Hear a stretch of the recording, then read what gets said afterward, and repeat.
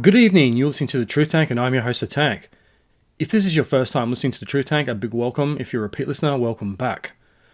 So I've been hard at work the last couple of weeks. I've been pumping out episode after episode. I've been recording and writing and editing and never seems to stop. But I've also been working on a brand new Truth Tank shop. The Etsy store is no more. It wasn't viable or practical. So I have moved over to Spring. The link for the new shop is in the show notes and in my link tree, which is on Instagram and Facebook. Go check it out.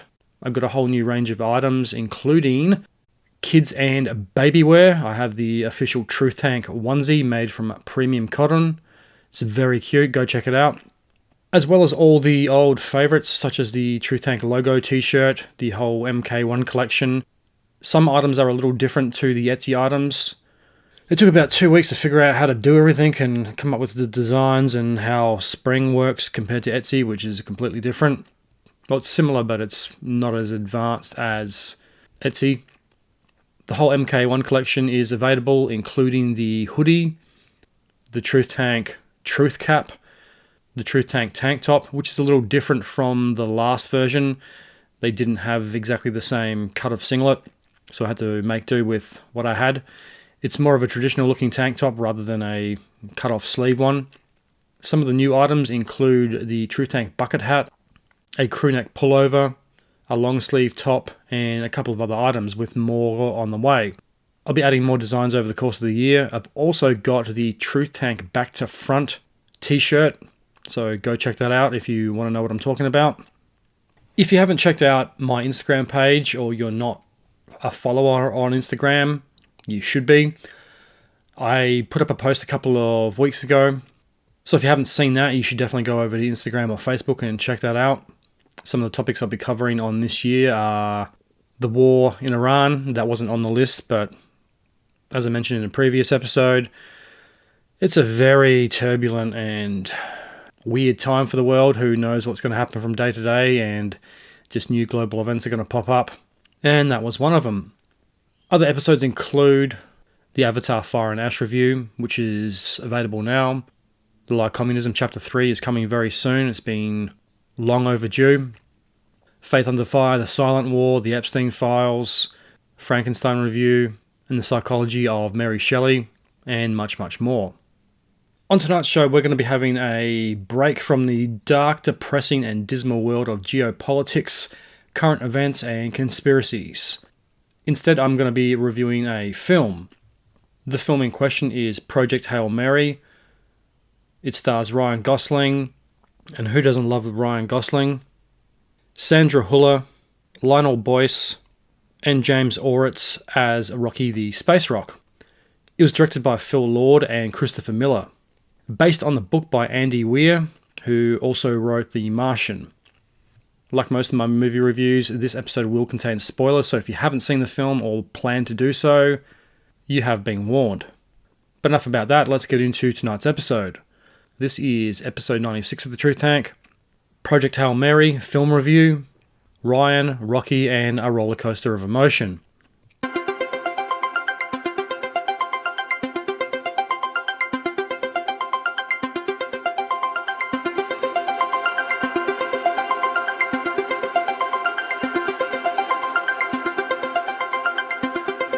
Before I saw the film, I hadn't really heard too much about Project Hail Mary.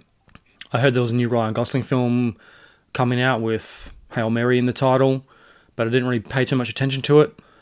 I'm a pretty big fan of Ryan Gosling. His films are always enjoyable. He's got great range.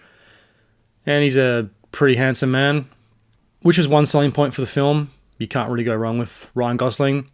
But I thought this was just going to be the average run-of-the-mill hero tries to save the Earth from some type of space calamity. Like I said, I hadn't really heard much about it until I saw the trailer a few months ago. My first reaction to the trailer, it started off as kind of your generic astronaut has to save Earth from a cataclysm in space, an asteroid, or in this case the sun's dying. And I thought, here we go again. This is going to be like that film Sunshine, which is a great film, or Armageddon or Greenland, or one of those really corny disaster films with Ryan Gosling. Then about a quarter way through the trailer, it takes this very funny tone. And I thought, oh, okay, this looks more interesting. A reluctant hero finds himself in space. I thought, okay, I can go with this. And that was until about halfway through the trailer, and then you get a glimpse of Rocky, this alien rock creature that helps Ryan Gosling save the day, more or less. And I thought, oh, okay, this looks a hell of a lot more interesting than it did like 35 seconds ago. And I started paying attention. I love aliens, I love space, I love Ryan Gosling. Seems like a pretty good fit. And by the end of the trailer, I thought that actually looks pretty good. So I saw it the other day. And as I mentioned in the opening of the show, this episode will contain spoilers. So if you haven't seen the film or you do plan to, you have been warned. So right from the get-go, we are just dropped straight into the story. And I love when films do this. I love having to figure out the story and the situation as the character does. The opening scenes, Ryan Gosling finds himself waking up in space from basically an induced deep sleep or a coma. He's woken up in this like plastic space medical bag thing. He's got tubes down his throat. He's got long hair and a beard. He's been asleep for some time. As soon as he wakes up, we are dropped into the action along with him. He's also more or less paralyzed from being asleep for so long. His cognitive functions have declined a bit, and it's a very, very funny way to open a film, especially a science fiction one, because most science fiction films don't always have a lot of humor in them. But it's right from the get-go, Project Hail Mary has this very slow burn momentum to it. We get to walk around the ship with Ryan and figure out what's going on and what's happened to the Earth and why he is this lone astronaut on what seems to be an impossible mission. So Ryan Gosling is the star of the show, as I've mentioned. He's also a very reluctant hero. He's the everyday hero, which is a refreshing take on the saving the world story. Because most of the time when we see disaster films or cataclysm films, there's always some type of macho hero that saves the day. Bruce Willis, Armageddon, Gerard Butler, Greenland. But Ryan Gosling is a very different hero. He doesn't have a lot of confidence. He's reluctant. He second guesses himself. In the opening scenes at least, he has no clue what he is doing. He doesn't really know how the ship works. He can't remember his mission or really what he's doing there, which was a very interesting way to open a film like this. So the main plot of the film revolves around these light-eating alien dots that are called astrophages that are eating the sun, which will cause the global temperature to drop by 10 to 15 degrees over the next 30 years and plunge the world into complete chaos. There'll be a global food shortage, crops will fail, nations will start to compete even harder for resources and not share the said resources and plunge the world into complete anarchy where it's a survival of the fittest. Now these alien dots are referred to as the Polkova line or the Plokova line. I can't remember what. I think it's the Plokova or Plokova line, named after the scientist that discovered them. So when we first meet Ryan Gosling's character, Raylan Grace, he is a humble primary school science teacher or elementary school teacher whose diet consists of 2-minute noodles, raspberry twister things, Twizzlers, and Skittles. He doesn't have a wife or girlfriend or a family. He's just a single science teacher. He's a good science teacher. You get a feeling that he's good with the kids. He knows what he's talking about, and he's got this way of problem solving right off the bat. He's quizzed by a couple of things, and he has this ability, even though he doubts himself straight away, but deep down he does know how to solve these problems when he's pushed. So even though he is this reluctant hero, he is really good under pressure, and the pressure is the fuel he needs to break out of his comfort zone and go seek the answers he's searching for. He's just very reluctant at first, and you first see this when the kids throw him a question that he doesn't quite know the answer to. It's not really, I think, his thing, but he is under pressure, he digs deep, and then he comes up with the answer, which plays a very large part in this story.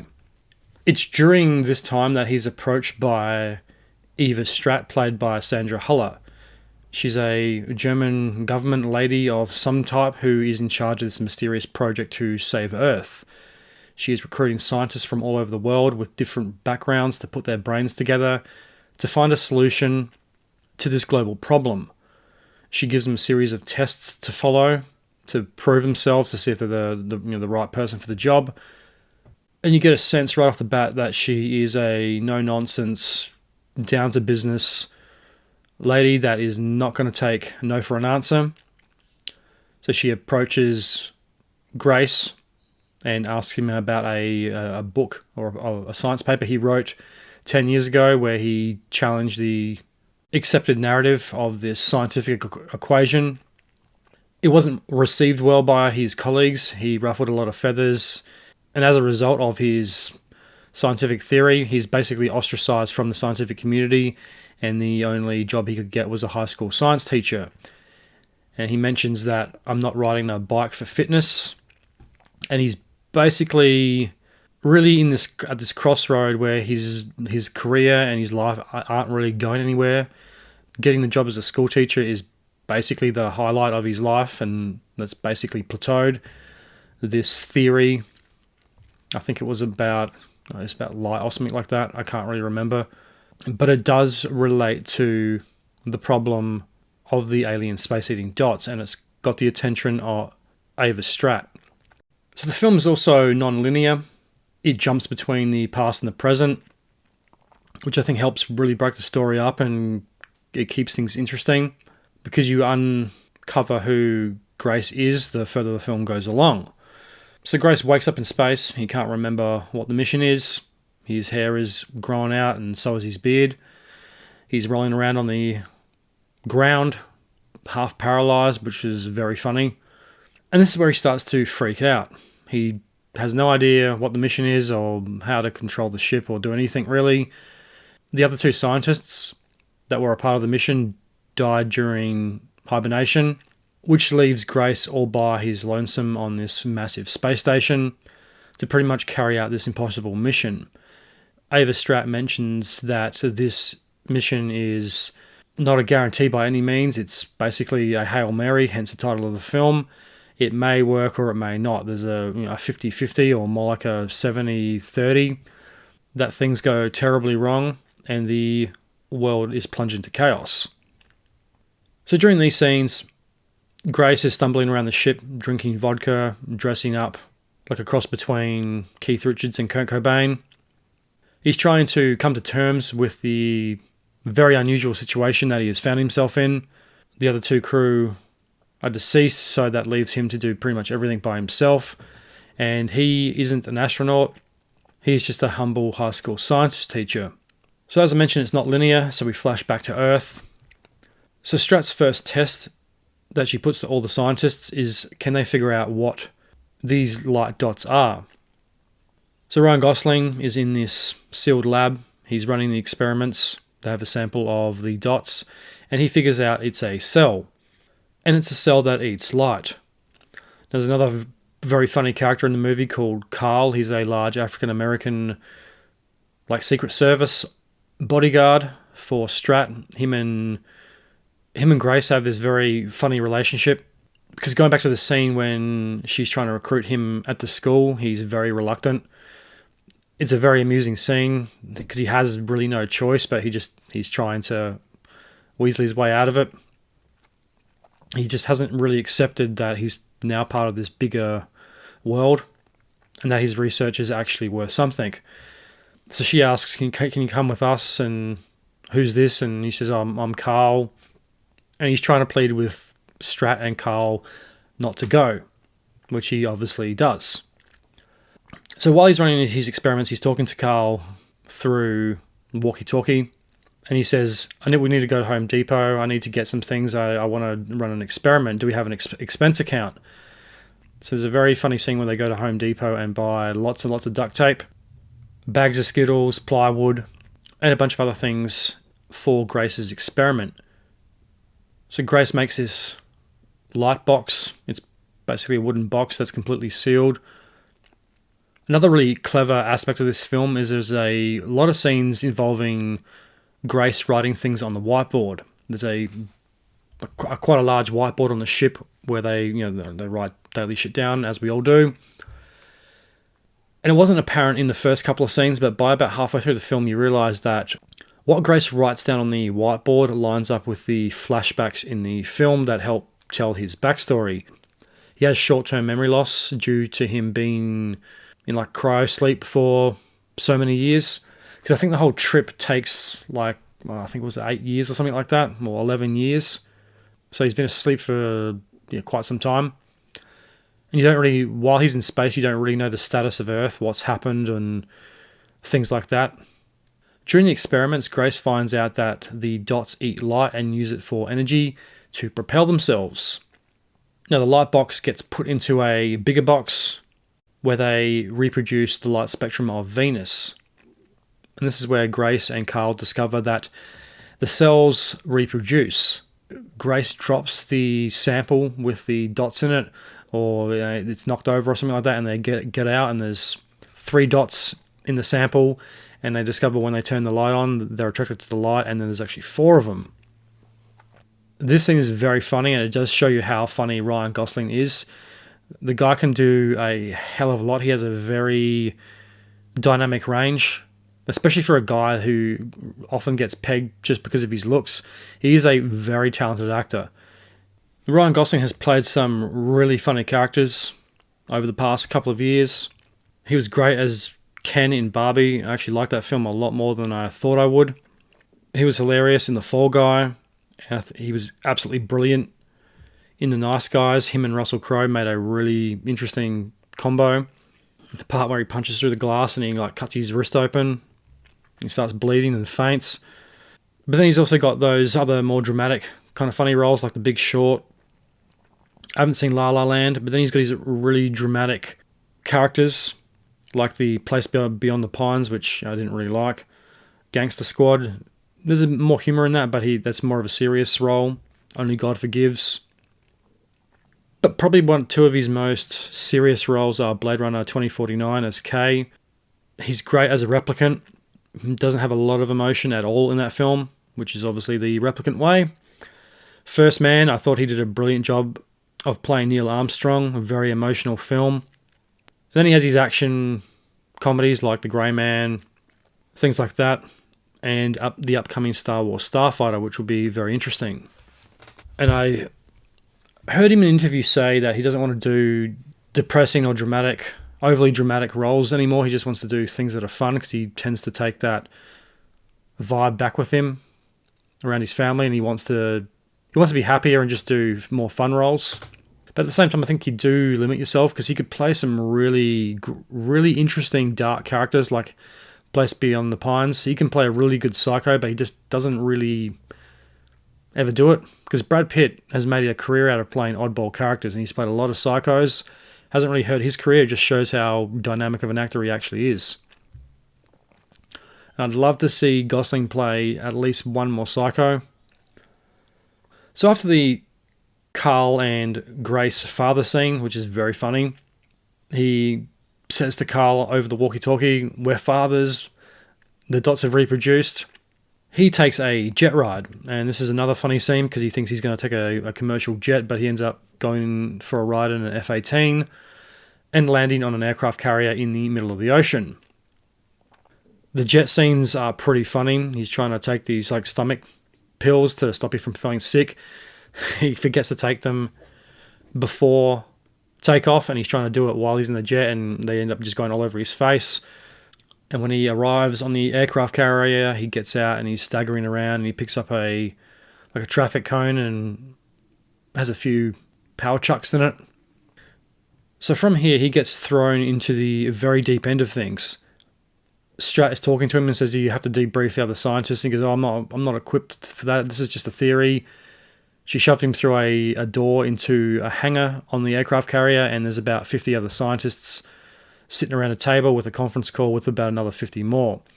They're all asking him questions, and one of them brings up he's not read into the real plan, where Strat swears him into the real plan, and he discovers the full depth of the light dots and the massive threat they pose not only to Earth but to every other star in the galaxy. I forgot to mention this before, but Grace's theory he proposes in his scientific journal that he writes was that life doesn't need water to survive. It can evolve in other elements. This is a very controversial theory, but he's ultimately proven right because the astrophage is made out of light and not water, I'm pretty sure. It basically fuels itself on light and not water or carbon, hence the danger to the solar system. And while the film is obviously fictional, a lot of it is based on science, and I even looked this up to fact check myself. And according to Google AI, yes, the primary stars and stellar systems in Project Hail Mary, such as 2 Ceti and 40 Eridani, are real, though the planets orbiting them are either fictional, theoretical, or based on outdated data. The story utilizes actual astronomical locations to ground its hard science, while inventing specifics to drive the plot. Interesting. Rocky's home system, 40 Eridan. This is a real triple star about 16 light years from Earth. While it exists, the specific planet described in the book, 40 Eridani AB, was originally thought to exist, but new data suggests it may not be there. However, it is a scientifically plausible location for a planet. 2 Ceti, which we'll come to, also Adrian, a real star about 12 light years away. The planet Adrian from the book and the film is based on a real theoretical exoplanet designation. But the specific vibrant green red appearance in the story is fictional, notes the Conversation and Scientific American. Astrophage, the spacefaring bacteria fuel source, is entirely fictional, but the science it's based on, like the idea that life could evolve without water, is rooted in real theoretical notes. Interesting. And why can't life evolve without water? I'm not a scientist, so I don't really know the answer to that question, but why not if you had a different solar system, different planets that don't use water and carbon? Why couldn't an alien life form evolve without water? I think the one thing that is consistent throughout the universe is, like Ian Malcolm says in Jurassic Park, life will find a way. Life seems to evolve and adapt to whatever is thrown at it. And I think it's a very human scientist way of thinking of a very broad and open-ended question. So now that Grace is sworn into the real project and he knows the danger the world and the universe as a whole is facing, Strat shows him a infrared satellite image of the Polkova line, and there seems to be a gap or a block in the image in between Venus and a certain star, which is that Tar Ceti one or whatever it was called, 2 Ceti. So this gap is a bit of a mystery, but what Strat has theorized is if there's a gap in between Venus and this star, it might hold the answers to stopping the astrophage. Wherever there's a star, there's a fuel source for these dots, and spread to all the other stars and pretty much eat them all. They are forming a very distinctive pattern. So we're back on the ship, and Grace remembers his mission. He's accepted what he has to do and realizes he's pretty much by himself in this mission. The whiteboard is telling the backstory. There's some funny scenes where he goes to sit in the pilot's chair and all the lights in the ship come on and says, "Pilot detected." He starts freaking out. He's like, "Not a pilot, not a pilot." So he still, at this point, doesn't have much confidence that he can pull off this mission, but he is going to try nonetheless. So he remembers he has to travel to this point in between Venus and this mystery star to find out what is causing the blockage in the infrared light photos. Grace travels to the destination and discovers there is a massive alien ship at the same point. It looks like a gigantic 3D printed ship.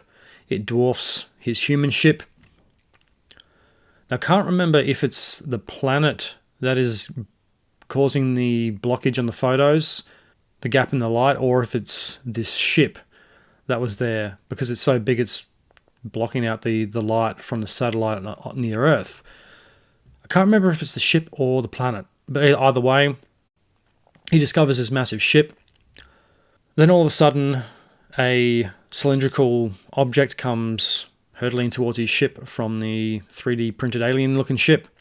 It hits the side of Grace's ship and bounces off. Then the next one comes in at a slower trajectory. He puts on a space suit and collects it and realizes it was a gift exchange. So he takes the canister into the ship. He opens it up and finds a human-like figure and a very cool star map. He's trying to figure out why it would be there and what created it. He freaks out and he tries to leave, but he does something with the ship, I'm pretty sure, and the ship starts mimicking him. Like, I think he does something and then the ship copies it. He starts to move the ship a bit and the other ship copies it. He moves back and the other ship copies it. Then after the mimicking scene, which is actually pretty funny, because rather than acting scared or cautious, Grace seems to be like playing with the ship pretty much. He doesn't seem to be too concerned that it could be some type of alien life form controlling that ship. And that is until this 3D printed airlock like corridor comes from the alien ship and attaches itself to Grace's ship. Grace decides he needs to investigate. The curiosity wins out. He puts his space suit on and ventures into the unknown. As he makes his way through the darkened corridor, which is very reminiscent of films like Aliens and other science fiction films, there's always a dark, alien-esque looking corridor. So Grace makes his way through this darkened corridor when he comes to a glass-looking door. He has a look into the darkness. He doesn't see a lot. He looks again. And this is where we get our first meeting between Grace and Rocky. This is first contact. It starts off a little tense. Grace is shocked. He reacts with a wrench, which causes Rocky to react a little violently. Then he realizes that he was reacting to his reaction. There's a little exchange door underneath the window where they exchange gifts. Rocky gives Grace a gift through the exchange door. Grace puts his hand there and realizes how hot Rocky's atmosphere is and starts to figure out that it's probably some type of another type of gas atmosphere or something like that that would be dangerous to human life. The gift exchanges are pretty funny. Grace comes back with a gift of his own, which is a model of Rocky's ship made out of ramen 2-minute noodles. So after the first meeting, Grace goes back to the ship. Rocky wants him to hang around. And right from the get-go, as soon as you see Rocky, you just fall in love with him. Despite not having a face or any really identifiable facial features, he doesn't have a mouth or eyes. I mean, even the xenomorph in Aliens has a mouth. But Rocky doesn't have any of that. But you just instantly fall in love with him. It's a very interesting design. So during the second meeting, Grace names Rocky. He calls him Rocky because he's a rock alien. He's like a spider alien rock thing. But it's around here that Grace starts to figure things out. They both have similar missions. Both Rocky and Grace have to save their planets from the same light-eating dots, the astrophage. Both very curious about one another. And it's the first life forms that either of them have seen in a very long time. Now, there's quite a lengthy scene where Grace is trying to figure out how to communicate with Rocky. He realizes pretty early on that Rocky copies Grace's movements and he reacts through sounds. And Rocky makes these vibrating clicking sounds, which Grace attributes to words. So he comes up with an idea to enter them into his computer through some type of language program. Grace has a computer and a tablet that he kind of duct tapes together.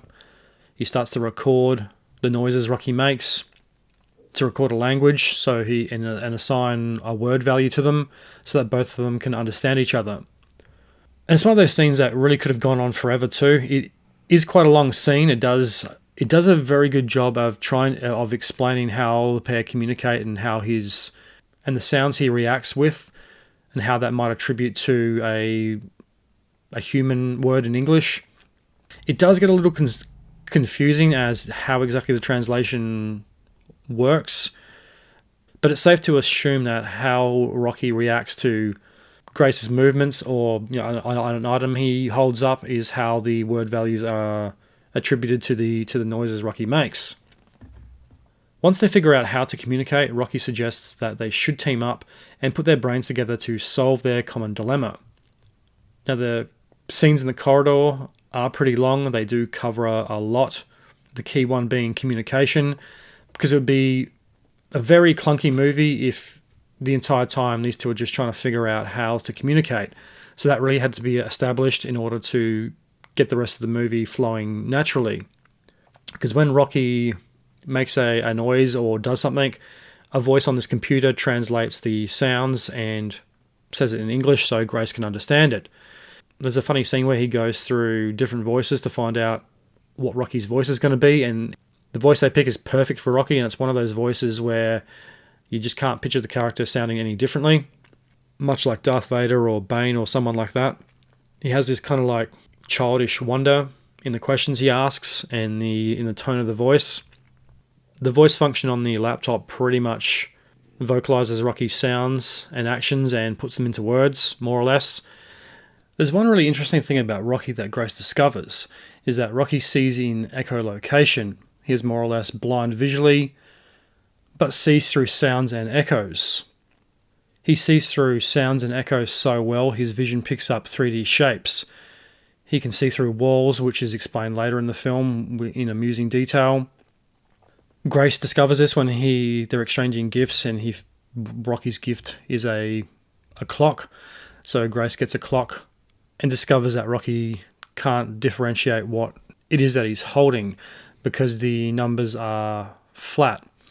So he goes back to the ship, adds some fabric to them, felt or something like that. Rocky sends out his echolocation and he can see the numbers and work out that it's a clock.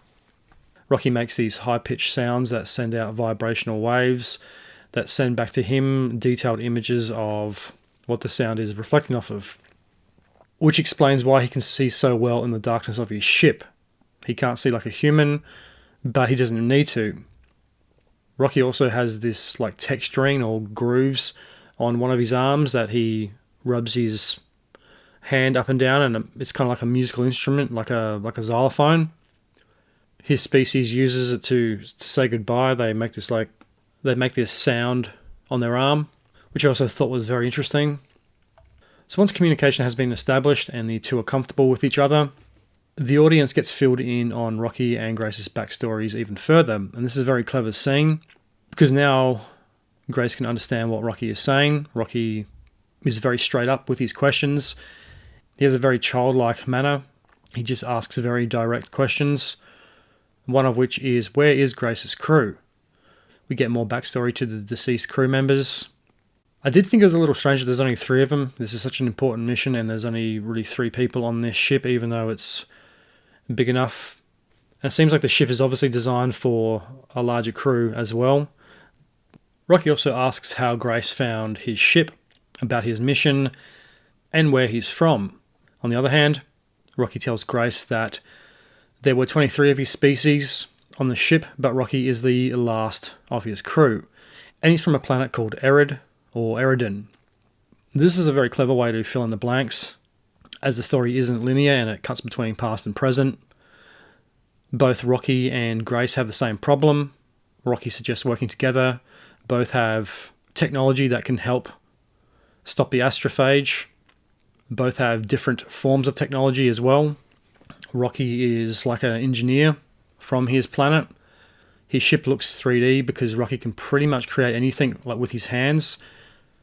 There's a scene where Grace tries to tell him what thumbs up means, but Rocky's hands don't really face upwards. The thumbs kind of face downwards. Kind of like a grabby hand or like a mechanical kind of a hand, because Rocky is an engineer. He builds a lot of things and he uses his hands to do so, which I thought was really interesting design-wise as well. So Rocky is more or less an engineer and like a creator. There's a scene that comes later where he's got these like little metal, like kind of like a thimble kind of a thing over his hands with these like cables connected to it, where he's making various items. The things he wears on his hands are like this like laser 3D printer thing, and he can pretty much make anything that he thinks of or anything that he can see. But Rocky isn't just a plain rock creature either. His design is very interesting. He has these like green gems or like green bits of quartz randomly throughout his body. You can see them in his arms mainly and around his body. He's also got symbols that look kind of like tattoos on his shoulders and arms, or some type of like engraving on the rock. Later in the film, he points to the shoulder and he mentions his wife or his partner. I think that was like the name or something, or what the sound would look like. He also has like an armband you see later in the film. It looks kind of like a leather armband, like something he would put a tool or something on. Because Rocky's this weird rock space creature that kind of looks like a bit like a spider, a bit like a dog in the way he moves. But he's also like a construction engineer at the same time, so he's got kind of attribute the leather armbands and the accessories he has as like something you'd see a workman or a construction worker wearing, like a tool belt, something to put tools on while he's not using them, which I thought was another interesting design aspect. Rocky also has a very interesting sleeping habit. His species, they go like completely dormant and paralyzed until they wake up, which leaves them vulnerable. So they like to sleep in shifts. He's got this obsession of having Grace watch him while he's asleep, because when he's asleep, another member of his species would watch him, and vice versa, which I thought was very interesting because it starts off as a bit of a joke. Is that Grace going to watch Rocky sleep? Grace thinks it's a bit weird because it's not what humans do. And then there's a scene where Grace has to sleep and Rocky insists Rocky has to watch Grace sleep, so Rocky makes him this like protective shell thing where Grace sleeps in, and Rocky's basically like sitting over the box more or less on his chest watching him, and he's like, this is a very unique view. I can see the whole underside of you, because Rocky's species, one will like sit on the other one's chest or stand over the other one's chest to watch it while it's sleeping, which I thought was very funny. So Rocky wants to see Grace's ship and human technology. So the pair head for Grace's ship, where Grace shows him around, gives him a tour around the ship and what human technology does. He's very inquisitive. He wants to know what everything does and what its purpose is. Rocky is in this glass / very like thinly cut rock that's like see-through. It's a protective case like suit, because the human atmosphere is poisonous and not agreeable with Rocky's species. There's a very funny series of scenes involving Grace trying to make video logs where he's hiding around the corner, whispering to the camera that he has no privacy due to Rocky being able to hear everything and see through walls. Even when he whispers, Rocky can still hear it, even if he's meters away. And there's a funny scene, he's like around the corner and he goes, look how far away he is. He can hear and see everything. And it's these aspects that make Rocky even more lovable. He has this wonderment at human technology. He has this fascination with laptops. I forget what he calls them. And going back to the echolocation, he can't see, I think, the things on the screen, but he has this like crystal thing on his arm, which I think if he shines that over like a TV or something, it allows him to be able to see what's on a monitor. Because the echolocation, you can pick up the switches and things in the control module on the ship. He can see that type of stuff because it sticks out, and he can see some things on like dashboards and control panels and things like that. But I don't think he can see things on monitors. That's why he has this light thing, this crystal, where he points it at a laptop or a television, and I think the light comes off of that. And the crystal vibrates at a certain frequency, and then he's able to see what is on a screen. So from here, the pair formulate a plan to save both of their worlds. It's during these scenes we find out how clever an engineer Rocky is. And this is the scene where you see these metal claw-like things he wears on his hands. They're kind of like part 3D printer, part soldering iron, where he can create pretty much anything he sees or imagines. But Rocky's tech isn't overly explained, but it is very interesting. We don't really get a lot of explanation to what his technology does. It's obvious he's very good at making things, but it's not overly explained what the things are he wears on his hands or how his technology works. Which I really wanted more backstory to Rocky's people, his homeworld, and his technology. The one thing that is explained is that the type of metal Rocky uses is like a solid form of xenon gas. That's what the canisters are made out of during the gift exchanging scenes. With Grace's outside the box thinking and Rocky's creative abilities, there isn't much these two can't do. The pair come up with a plan to travel to this planet where the astrophage is disappearing into the planet's atmosphere. I don't remember all the details of this scene. So a series of funny scenes follows, such as the eating scene involving how Rocky eats, which is very, very funny. Rocky wanting to know about everything. Rocky's personality is very much like a child. He has this sense of wonderment about everything. How he moves is very much like a toddler and a very happy, inquisitive dog. He is interested in everything and finds everything fascinating, which is just another reason to love Rocky. From there, Grace shows Rocky the chill-out room, which is very sci-fi-esque.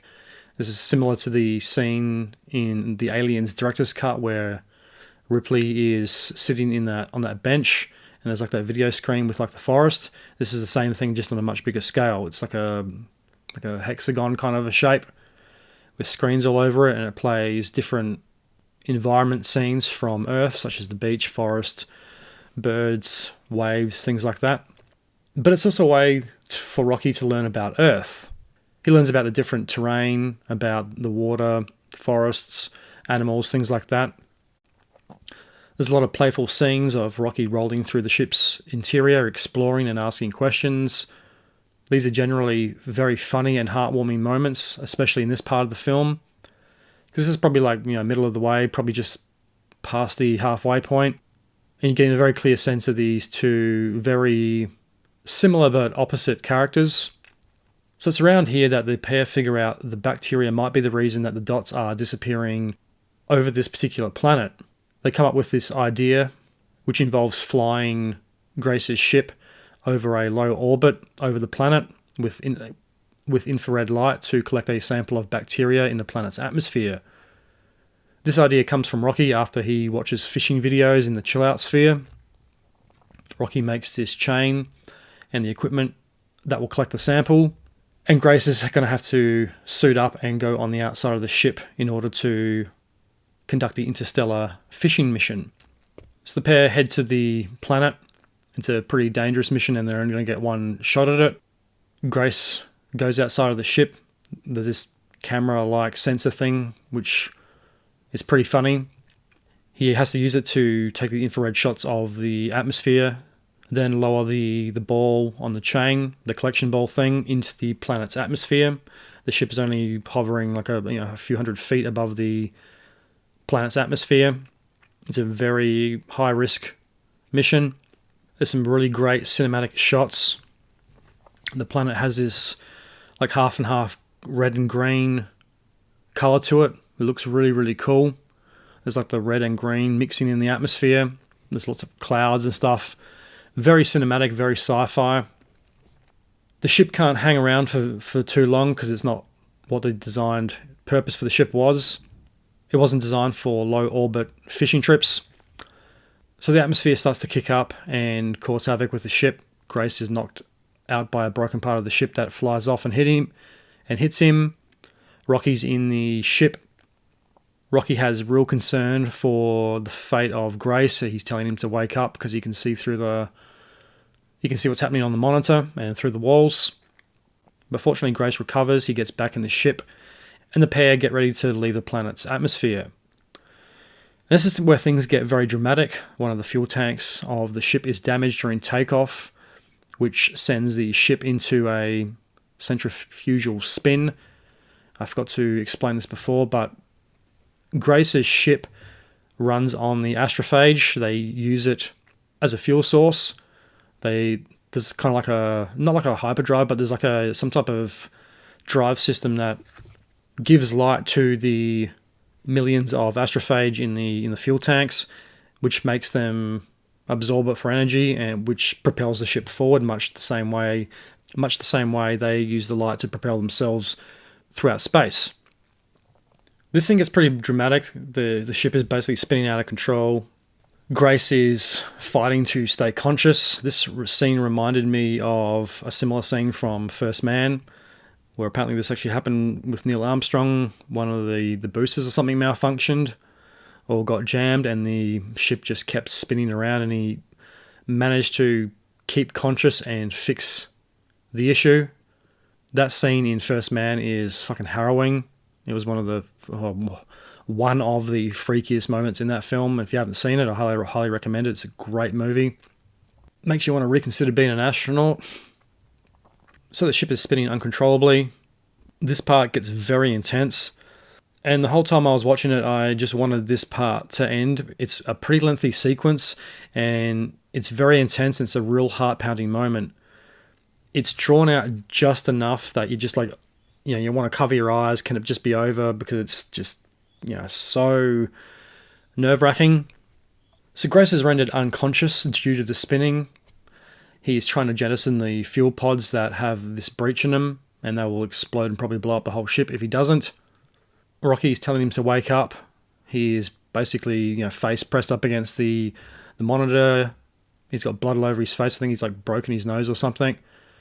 And it's up until now, there has been a real good balance of humour and some drama, but the drama is always eased with the humour, and you can be forgiven for thinking this was a sci-fi comedy with a bit of a heartwarming edge.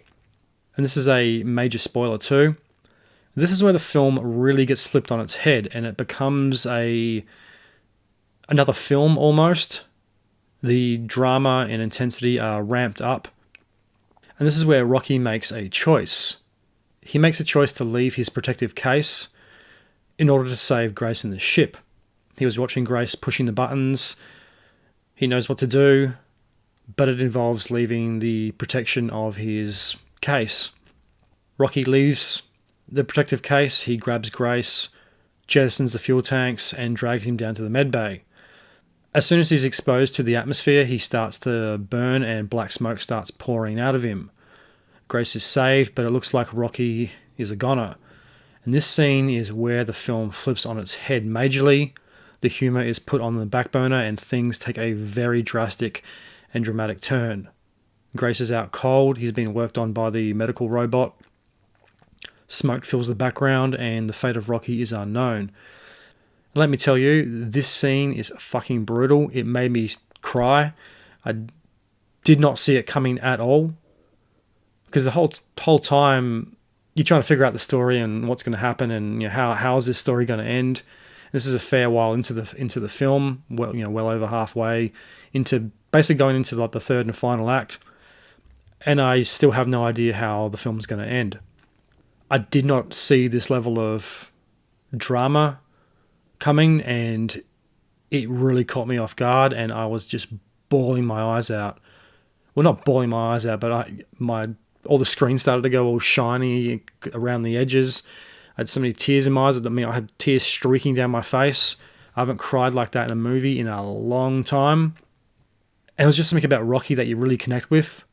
And that's why his design and his personality play such a big part in liking this character. He's just this innocent little rock alien that just wants to save the universe. He wants to help. And now he is in real jeopardy. And it fucking hits you like a ton of bricks and you do not see it coming. And the whole time I'm just like, nothing better happened to fucking Rocky. He better be alright. But at the same time, I had no idea where the story was going. And that was the real brilliance in the directing from Phil Lord and Chris Miller. It just sucks you in. It makes you care about these two characters, especially Rocky. It invests the time in the emotion and the humor, the personality building, the backstory, and then it just turns around like that and hits you and you don't see it coming. Well, you would if you listen to this review, because I pretty much just spoiled it. So as Grace comes around, he wakes up and calls for Rocky. He sees the black burn marks all over the walls and floors. It's not clear how long Grace has been out for. He's dressed in the medical robes. He's stumbling through the ship. He's following the tracks of Rocky. And this scene is fucking brutal. It is drawn out, and it's one of the most anxiety-inducing scenes I've seen in some time. So Grace makes his way around a corner and finds Rocky slumped over and motionless in the corner of his box. I've got to mention this before. Rocky has these enclosures he makes for himself, these containers that are all over the ship. They look like abstract pieces of glass that have been stuck together, kind of like a fish tank with like a silicone. He has a small one he uses to walk around and get around the ship with. Then he has larger ones that he lives and sleeps in. And Grace comes around this corner and just finds Rocky just slumped there. Oh, it's fucking absolutely gutting, this scene. Grace doesn't know what has happened to Rocky, but he refuses to accept that he could be dead. Grace maintains a constant vigil over Rocky. He basically sets up camp near his protective enclosure and doesn't leave it. He talks to him, he does his research next to him, has his meals next to him. He keeps guard over Rocky the same way Rocky would keep guard over him. This sequence is absolutely brutal and it is heart-wrenching. The best way I can attribute this scene, it was like taking your dog to the vet to be put down. You know you have to, but there is just a false hope that everything will be okay. And it is around here, and the scenes where Rocky was injured by the atmosphere, that I just started crying my fucking eyes out. And I didn't stop. And I'll admit that. So after some time, Grace is talking to Rocky. He's tapping on the glass. In the earlier stages of the film, they communicated by tapping as well. So this scene does go back to the first meeting between these two. They would tap on the glass and Rocky would tap back. And it's during this scene you're just watching this glass intently, just praying and hoping there's going to be some type of movement. So Grace is tapping on the glass when there is a tap back. Grace turns around. Rocky is awake and recovered from his ordeal. The pair share a hug through the glass, which is similar to a previous hugging scene when Rocky says to Grace, "How do you know when it's time to end a hug?" And Grace replies, "You just know." This is very similar to that scene, and it was a really heartwarming scene. Rocky has recovered, the pair are back together, and Grace has his friend back. So from here, the pair discover that the bacteria in the atmosphere of the planet eats the astrophage and has the ability to save both of their homes. So they get to work running experiments and tests on the bacteria in the atmosphere.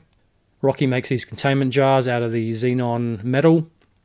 So the pair come up with a new plan to grow and release the bacteria over the atmosphere of both of their planets. The atmosphere will eat the astrophage and save both their planets and the rest of the solar system.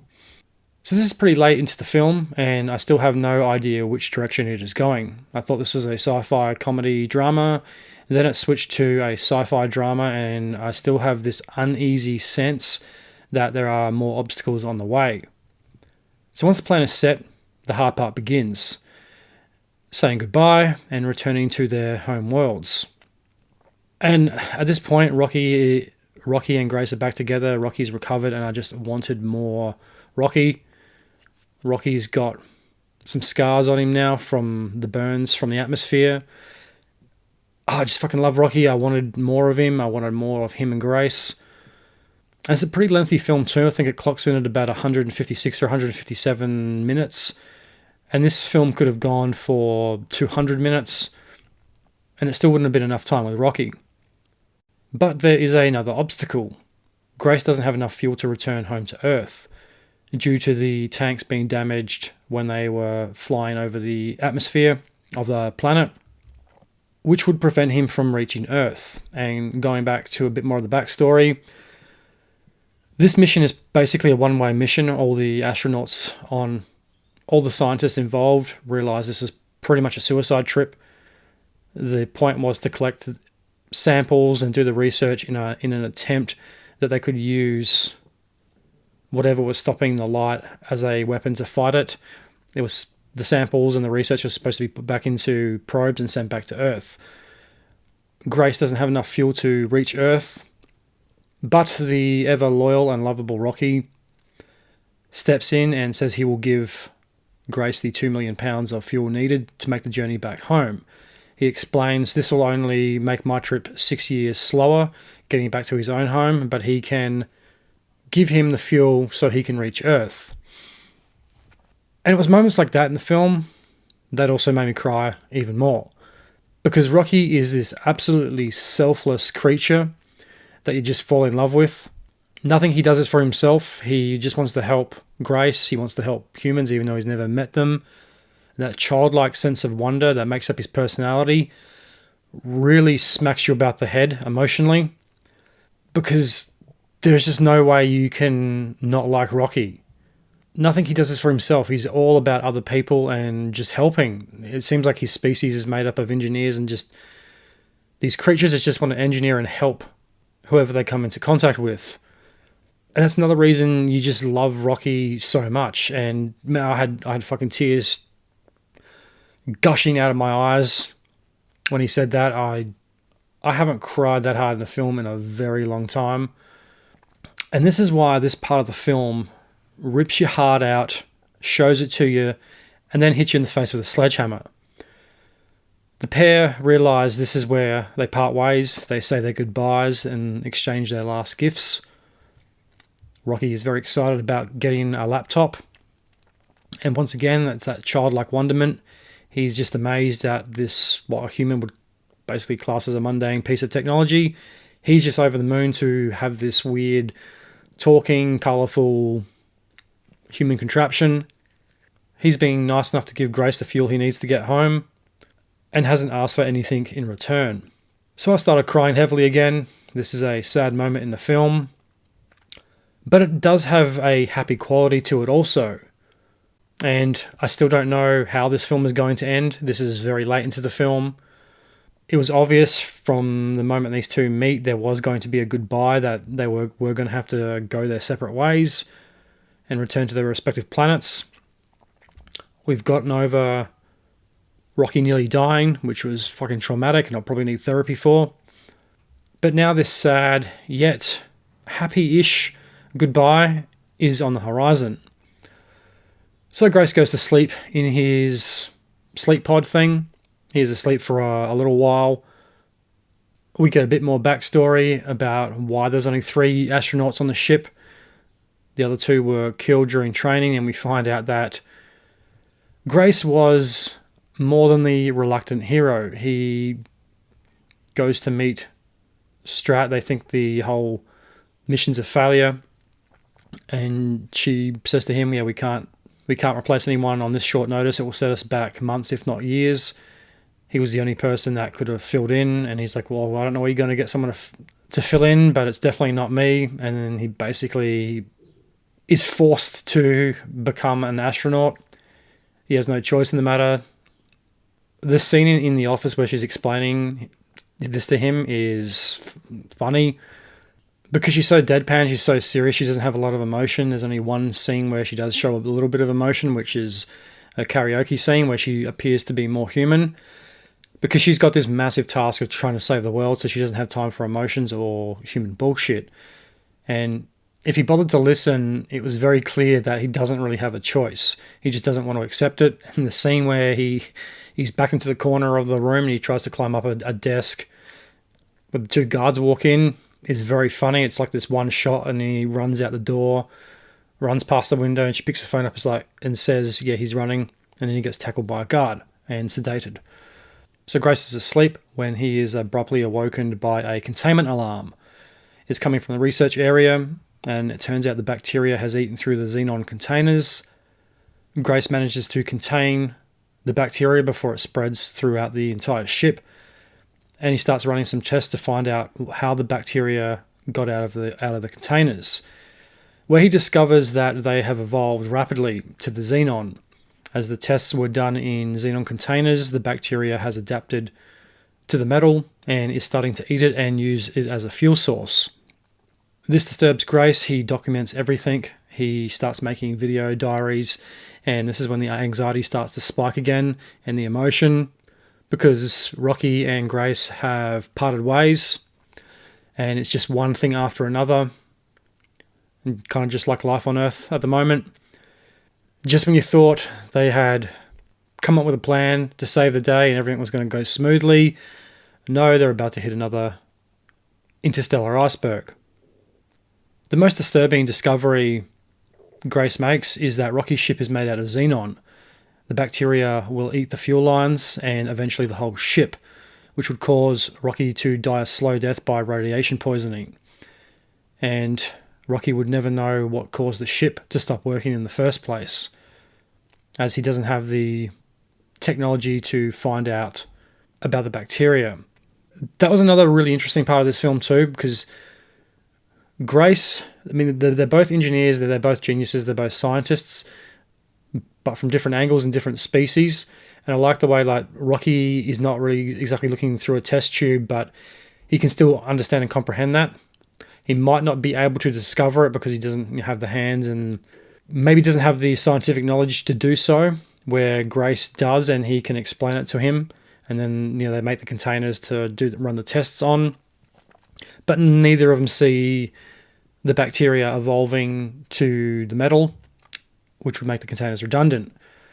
Despite how smart both of them are, Rocky and Grace both overlooked this and didn't see it coming. So I did like how it does have two different types of intelligence happening at the same time. You have Rocky's an engineer and can make anything. He can make the fishing rod and the chain and the collection bowl, the containers. He can make the ship and all this other stuff. Grace is limited by that technology. His human technology isn't that advanced, but it is more scientifically and I suppose medically advanced. Rocky's technology is more advanced when it comes to engineering and creativity and being able to make things from out of basically anything. So I did like that dichotomy of different intelligences both working as a team. And that's what makes this part so concerning, is Rocky wouldn't know what was causing the problems with his ship because he doesn't have, well, we assume he doesn't have the ability to look through a microscope or to discover that it was the bacteria evolving to the xenon containers. This part, like the last 30 to 40 minutes of this film, hit me like a truck. It was sad. I'm getting emotional even just thinking about it.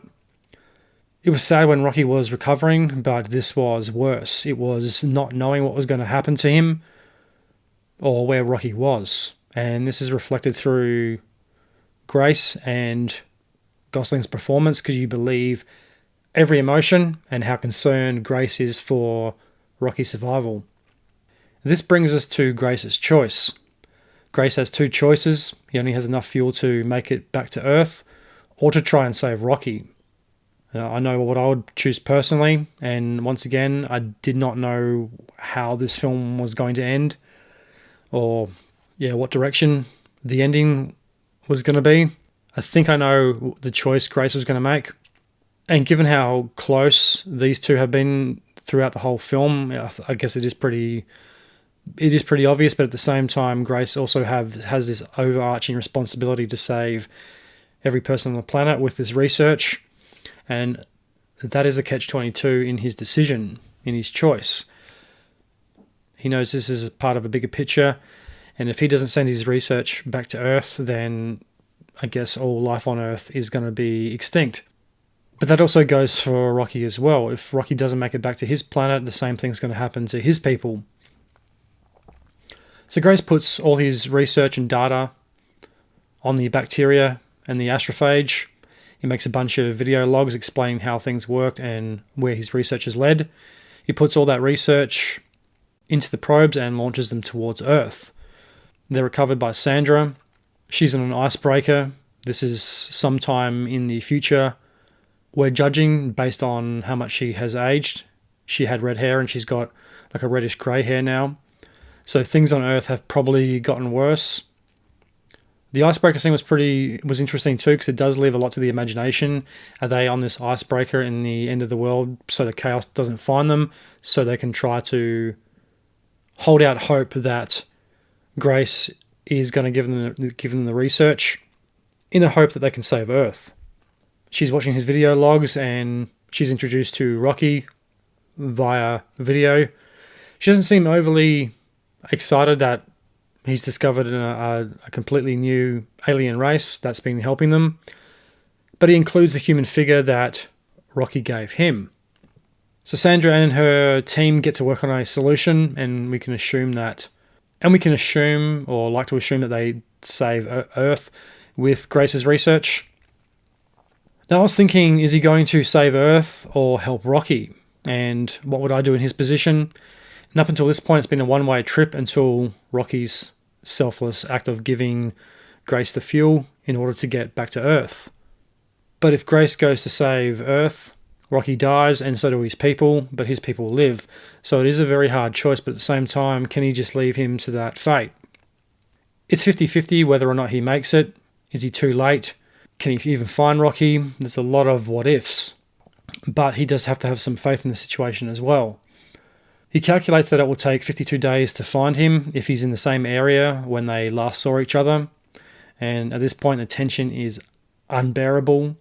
I mean, I'm about to be a complete nervous wreck by the end of this film. The anxiety, the emotions are just getting worse and worse. It's been turned up to fucking 12. I nearly ended up crawling into a ball and crying on the cinema floor. I wanted the film to end just so I know what happened to Rocky and if this is a happy ending or not.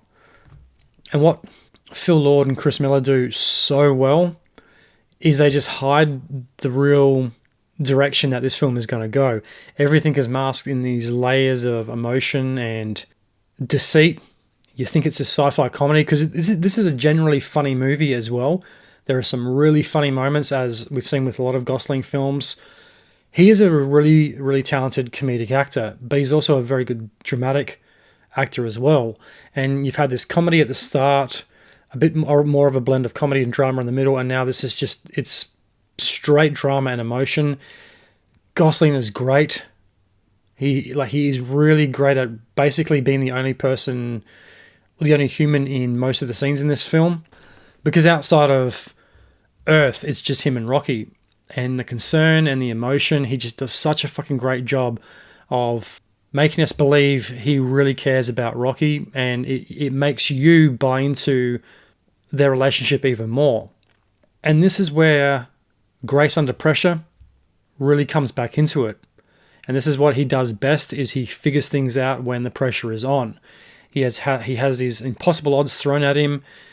He's been chucked in the deep end, and even though he is this reluctant hero, this is where Grace shines the brightest. He heads into the abyss of space to try and find his friend. He's ticking the days off on a calendar. He's got a model ship that Rocky made for him. He's moving it up with each day and ticking off the calendar. He's tracking the days. He's getting closer and closer. The tension is rising. I'm still crying. I mean, I had so many tears in my eyes. The edges of the screen were starting to blur again.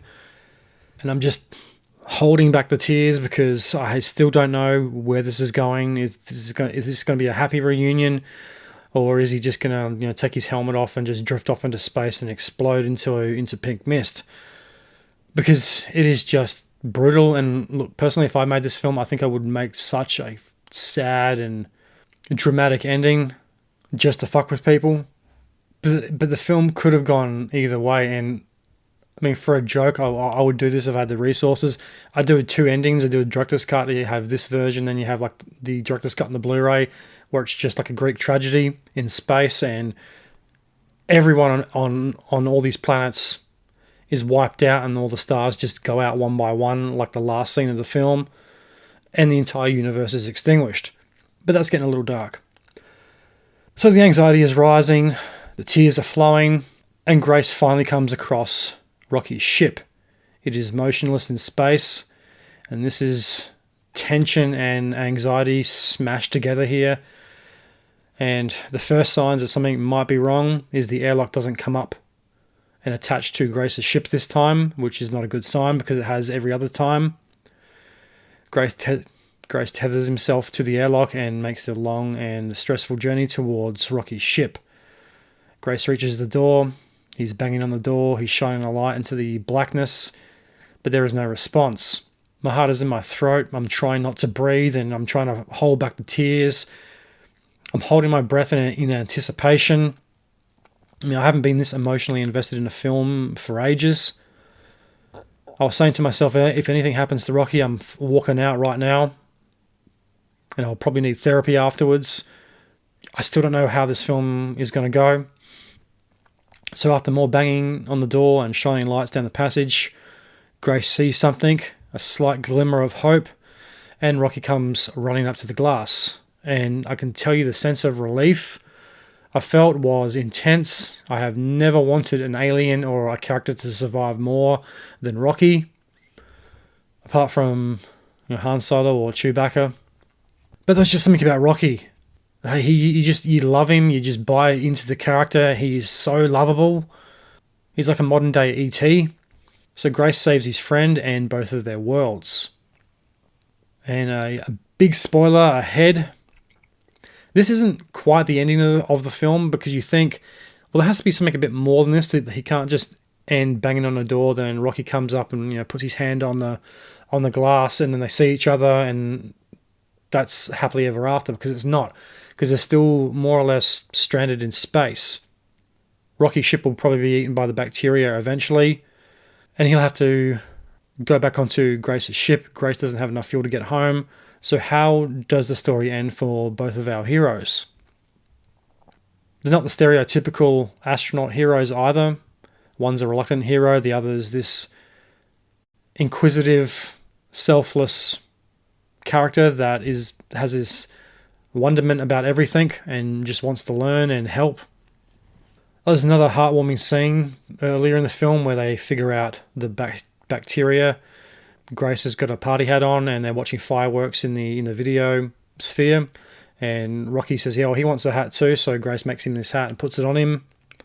He just wants to be like Grace and be like a human and experience the celebrations, which I thought was really, really sweet. And it's those heartwarming scenes that, when they're put in retrospect, are so much more emotional and brutal given how the story unfolds.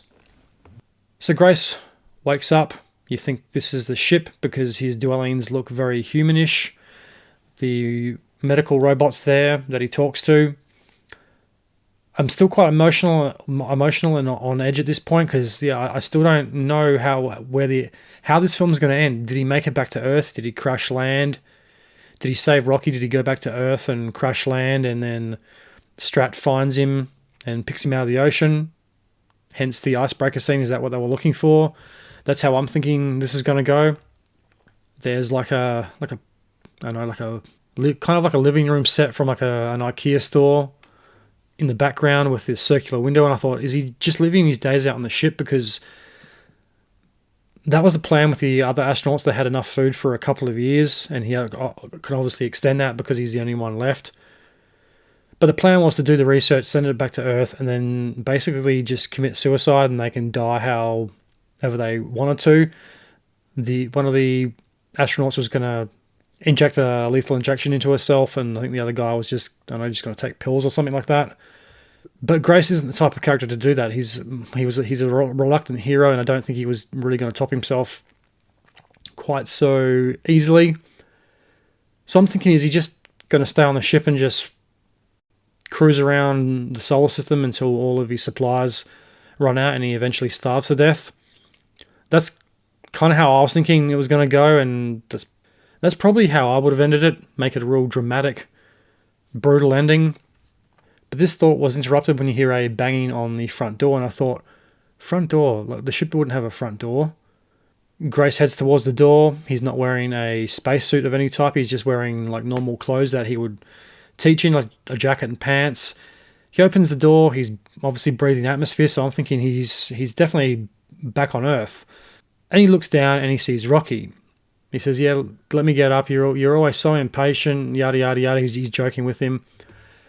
Rocky's got a protective suit on, so I was thinking, did Rocky follow Grace back to Earth and live with Grace there and see what Earth has to offer before going back to his own planet? So the pair walk up a beach. Rocky goes rolling in the water, and he's very much like a happy, excited dog when you take him to a beach and they run into the water and they're having the time of their life.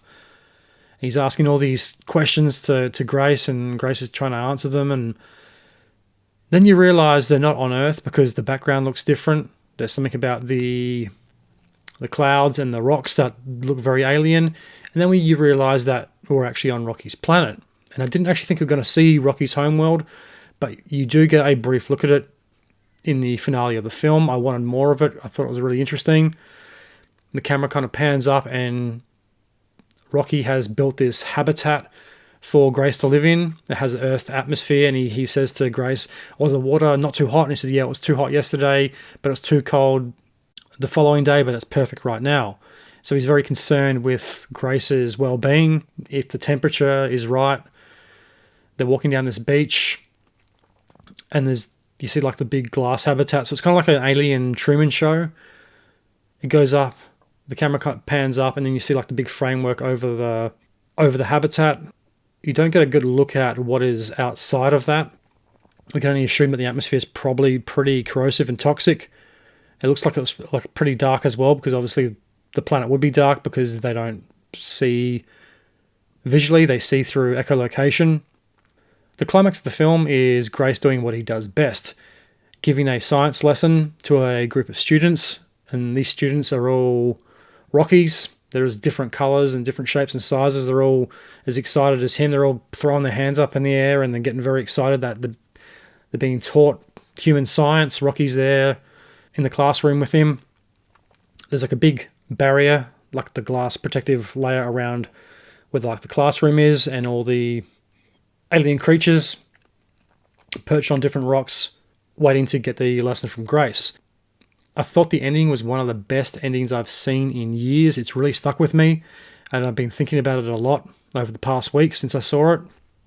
I couldn't pick how it was going to end, and I think this was perfect. It was original, and it definitely fits Grace's character. It gave me this sense of hope and this sense of relief, but I was still crying. It was more tears of happiness at this point. And that closed out the film. I had to stay for the credits. I was going to stay for the credits anyway because they weren't that long. They had some cool images in the credits. But I think the main reason I had to stay is because I was still bawling my fucking eyes out. I turned to my partner. I think I had been crying more than her, which was at first. I said to her, did you like it? She said, yeah, that was a really, really good film. I said, yeah, it was excellent. And then my voice kind of broke and I got a bit emotional. I said, yeah, I have not cried like that in a very long time. She's like, were you crying? And I said, yeah, I've been crying for like the last 40 minutes of the film. And then we were both crying until the end of the credits, and I had to walk out of the cinema and make sure my eyes were dry. I had to check them with the phone to make sure they weren't too red. But yeah, I have not cried that much in a film in a very, very long time. But what really makes this film special and unique is Grace and Rocky's chemistry. Grace is the reluctant hero. They're not the typical hero saving the planet. It's a far cry from Bruce Willis or Luke Skywalker. And I think the real genius about the ending is Grace is finally happy, even if this happiness is on another world. Another factor that makes this film so unique is the humor hides the trauma. Like I said, there's some really funny and generally heartwarming moments in this film. Another one that I haven't mentioned is when Rocky says his wife's name and Grace is trying to find a word to translate that, which he can't do. But at the same time, he doesn't have to, because we understand how much the name, even though it's a series of sounds, you understand how much that means to Rocky. And it's just another aspect of why, it's just another reason why the audience is so heavily invested in Rocky as a character. There's also some brilliant directing from Phil Lord and Chris Miller, and a lot of misdirecting, and I mean that in a good way, because this film completely flips on its head. When I think about it, the last 40 to 50 minutes of the film is a complete twist and a surprise ending in a way. I mean, Eat Your Heart Out, M. Night Shyamalan. I thought this does such a better job at really just flipping the story on its head because you are so emotionally invested in these characters. And when something happens to one of them, you really, really do feel it. And it makes you buy in 100%. And I was really surprised too. I was not expecting the level of emotion in this film. The trailer does let on that there is a dramatic and intense aspect of this film, but I was not expecting anything like this. I was expecting a little bit of emotion and drama, but not a very long, slow burn, drawn out, emotional roller coaster that the final 40 to 50 minutes of the film turns into. Emotional roller coaster is one word for it. I also really loved the balance of visual effects and practical effects. There's a really nice mix of your standard visual effects. As any big sci-fi movie, you just expect it to have a lot of visual effects in it. This movie has all of that, but it also has a big focus on practical effects. There's a lot of scenes where it's Ryan Gosling and a puppet, because I think most of Rocky's performance is puppetry. I think there was like 4 guys that operated him. I'm pretty sure the team behind Grogu did Rocky, which doesn't surprise me because they just managed to make it so lifelike and so human, even though it's the furthest from looking human you can possibly get. And Ryan Gosling's chemistry with a puppet and the way he can perform alongside a puppet was really remarkable. It's really one of his best performances. I also really liked Rocky's design. It's out there, it's alien, but it's also human in a very weird way. I like to compare it with E.T. The only difference with E.T. and Rocky is E.T. had a face, and that was where a majority of E.T.'s emotion came from. He had the expressive large eyes, he had a mouth, he could talk. He was human enough that you really brought into the emotion, and obviously that was made in the 80s. But I think a large amount of E.T.'s emotion did come from the face and how he could express himself, where Rocky doesn't have any of that. He doesn't really speak the language without the assistance of a computer. He doesn't look at all human. He doesn't have eyes. He doesn't have a mouth. He doesn't even have a face. But yet he has more humanity and emotion than most other alien characters we've seen in cinema. There's a few alien and droid characters in Star Wars that don't have very well-defined faces that you can still emotionally engage with. But with Rocky, he doesn't even have a face. His legs and arms are kind of in asymmetric direction as well. So he's not exactly an even character, which is, I think, helps misdirect the audience to what they're actually looking at. But the real brilliance and the genius in this is the humanity just comes through with Rocky, no matter what he looks like, what angle he's on. He's just a lovable little rock alien. And going back to E.T., E.T.'s body, he has that cute, funny kind of a look to him. He's short and alien-esque. He's got the stubby little feet, the skinny hands, the big head, and he looks very alien, but he definitely has some human qualities. And talk about cute alien creatures manipulating your emotions and feelings. When Rocky's slumped over in his enclosure, not moving, it's on par, if not worse, than the stormwater drain scene from E.T. when they're looking for E.T. and Elliot sees him in the bottom of the creek when he's all white and pale. That fucking scene disturbed me when I was a kid, and I still think about it now. It's about on par with what happens to Rocky in this film. And in some cases, I'd even say what happens to Rocky is even more traumatic than E.T. Because E.T., you kind of know he's going to get out of it and go home. And I haven't seen E.T. in many years, but I don't remember it being that sad, the ending. It had more of an uplifting ending. It does have that intensity when the government gets him and does the experiments on him, and Elliot's been taken in for testing. He's sick and E.T.'s sick, and he does the E.T. phone home and the finger lights up and he's recovering. He's got the oxygen mask on him. That's fucking brutal as well.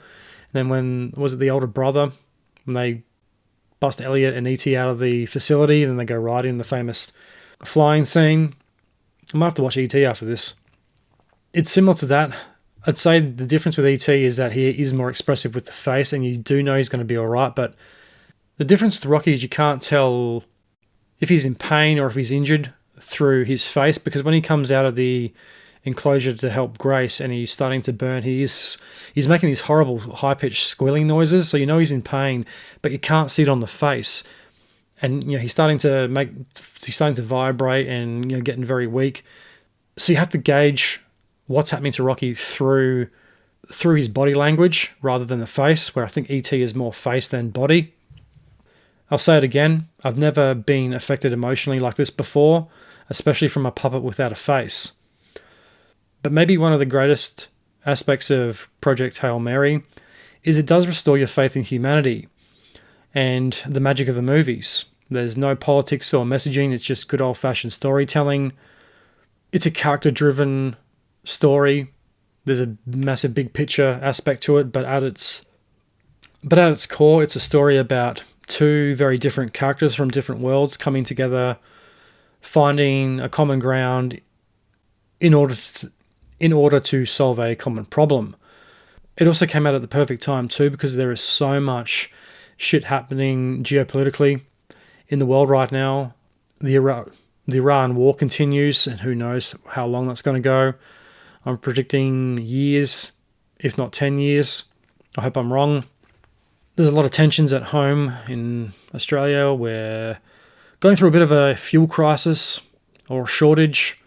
I actually don't really know what to call it, because the government says don't panic, we've got tons of fuel, but it's not getting to the petrol stations and to the people who need it, especially to the people in the country, which is probably where it's needed the most, because if farmers can't sow the ground with crops for next season and they can't harvest the current crops or transport their goods, then we are going to starve.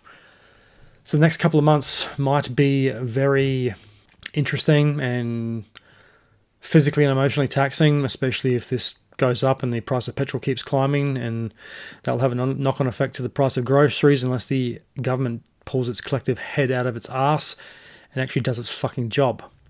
So this is the perfect movie to really restore your faith in humanity and teamwork, and how essentially two aliens can come together to solve a common problem. As I mentioned in the opening of the show, Project Hail Mary is based on a book by Andy Weir. He wrote The Martian. And Project Hail Mary does have a lot of comparisons with The Martian. It's a lone space traveler or astronaut that has to figure things out by himself in order to get home. The Martian, Matt Damon's character gets stranded on Mars. He's left for dead, and he has to basically science his way out of it. Where Raylan Grace is more of a reluctant hero who performs best when the pressure is on. There's definitely common themes through Andy Weir's stories, and apparently he's writing another book similar to Project Hail Mary. I kind of wish he would write another one, because I really want more of Rocky and Grace. More so Rocky. And going back to Ryan Gosling, this film is a highlight reel to how talented he can be.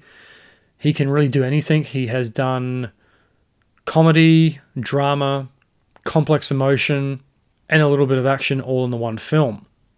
And he has more chemistry and emotion with an alien rock than most other films I've seen in a very long time. So Project Hail Mary has great directing, great acting, great story and design. I love the yellow NASA jackets that look like they were made out of some type of space corduroy fabric. I wanted one of those. The music is really great too. The music was very similar to Interstellar. The story too also had a very Interstellar-esque quality about it. You can definitely tell that it was inspired by, obviously, The Martian and Interstellar. The only thing I thought it could have done better is it could have explained a bit more about the human ship, because Strat says to Grace in the film, don't worry about that. That's not the problem. The problem is the fuel source, which obviously suggests that people had already built a space station capable of undertaking this type of a mission. But there also isn't a lot of explanation to how they made it either. We assume it's present day, it's set, or just into the near future. Because if they made a space station like that, it would take a number of years, I would think. Because it's kind of like the International Space Station on steroids. I did like the centrifuge part, how it comes out on these cables and spins around. That's something you don't see a lot of in sci-fi movies because it's always some internal gravity system in a ship. But they were just some minor queries I had with it. When I saw the running time too, I thought, did they really have to make a sci-fi comedy 157 minutes? But when you start to watch it and you get used to the pacing of the film and the story they're trying to tell, you really understand why they made it as long as they did. It's definitely very slow burn in some places, but I think with that emotional roundhouse Van Damme flying, spinning back kick to the head it gives you, it makes the running time make a lot more sense. It gives you enough time to get invested in the characters and then to really be emotionally affected when the stakes are raised. So all in all, I give Project Hail Mary 5 out of 5. I really love this film. It's one of the best films I've seen in a long while. It was a brilliant, bold, and beautiful film about hope, friendship, and belief. And not all aliens are bad. Some just want to help. And that concludes my review of Project Hail Mary. So to dive a bit deeper into the film, so let's take a look at how scientifically accurate Project Hail Mary is. So I found this article on science.nasa.com, the science behind Project Hail Mary. In the science fiction novel and movie Project Hail Mary, the story revolves around the rigors of an astronaut working and surviving during a years-long mission. I think it's more than a year. I think it's like 11 years in the movie. Or definitely multiple years. The power of deep space communications, the search for life beyond Earth and nearby star systems that actually exist, Tau Ceti, and 40 Eridani, or Aridniae, whatever I called it. I think it's pronounced 40 Aridniae. Aridniae. Let NASA shed some light, explore the resources below to learn the science, fueling the science fiction. This is a very interesting resource too.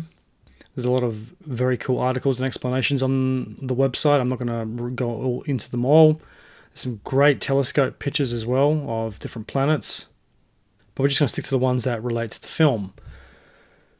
So this one is titled December, Astronauts Fly Through Red Aurora. And the photo is from a NASA astronaut, Don Petiti, however it's pronounced.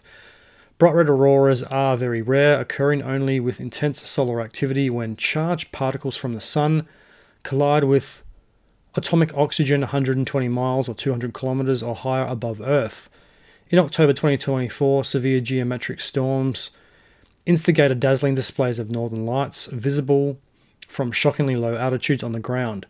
In space, the aurora caught NASA's astronauts Don Petiti and Matthew Dominic off guard on the 10th of October, when they realized they were flying through it in a cosmic sea of deep red. The sun goes burp and the atmosphere turns red, said Petit, however it's pronounced, who snapped this photo from the International Space Station. Spectacular not only from Earth, but from orbit as well. NASA's Moon to Mars Space Weather Analysis Office traced the source of this aurora to an X-18 flare that the sun emitted on October 9th. Such intense storms pose the greatest risk of damage, making the resulting auroras a critical area of study for scientists. Petiti marveled on social media. It looked like the International Space Station had been shrunk to some miniature dimension and inserted into a neon sign.